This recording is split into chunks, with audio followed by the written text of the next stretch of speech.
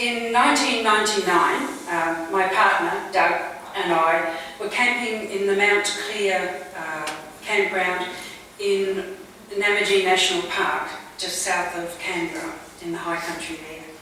And it was just the two of us amongst these snow gums and frost hollows, the photos that you saw on the book trail.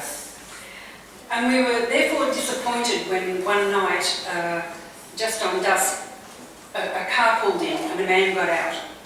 And we didn't want to share our space with anybody. But anyway, the next day he went off bushwalking and came back, and we noticed that he was sorting carpenter's tools, which is an unusual activity in a national park.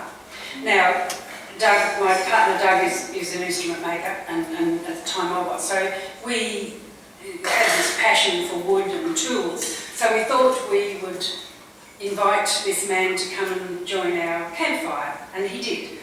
And then it turned out that he was a member of the Kosciuszko Huts Association, and he was joining a group of mostly men, I think they were all men, and they were spending the weekend restoring a hut not far from the campground.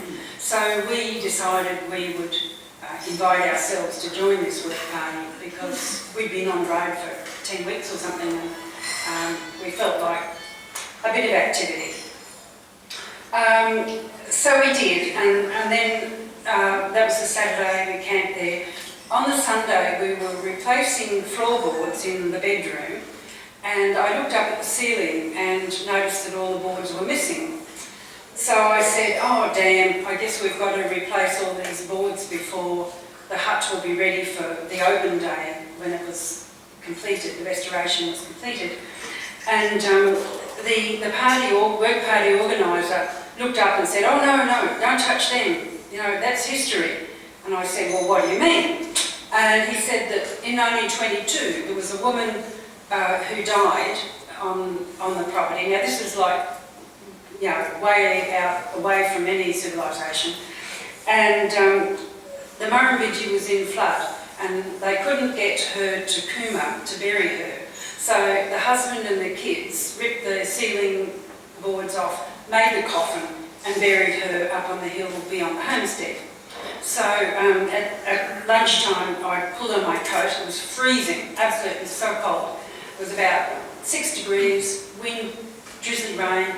So I walked up to the lonely grave, and there it was, and there was actually another little grave beside it, to Baby. It hadn't even got a name, no. So we came home to Queensland after our trip, but the story of this woman buried on the hill wouldn't leave me. So a couple of years later I decided to return to Namadgi. And by the way, the pronunciation is Namadgi, not Namadgi. Namadgi is an Aboriginal word, and the Europeans have changed the emphasis on the syllables and they call it Namadgi, so it's Namadgi. So I went back down there and spent a week with the guy from the Kosciuszko Huts Association that had helped us that weekend, and I then started the long process of research. I went to see people who ran cattle and pored over maps in the National Library and all sorts of things, as writers would know, all the detail that's needed. So that research then became this book, which didn't have a name at that stage. The wife of the man I was staying with said at the end of the week, well, you are going to include the Aborigines in this story, aren't you? Oh, yes, I said, I hadn't thought of that. So, more research. And that then became Yenohan's legacy, and Yenohan is a young Aboriginal woman in the story. The story follows three strands: that of Fran, a 30-something chisel-wielding woman who inveigles her way into the work party, only slightly autobiographical.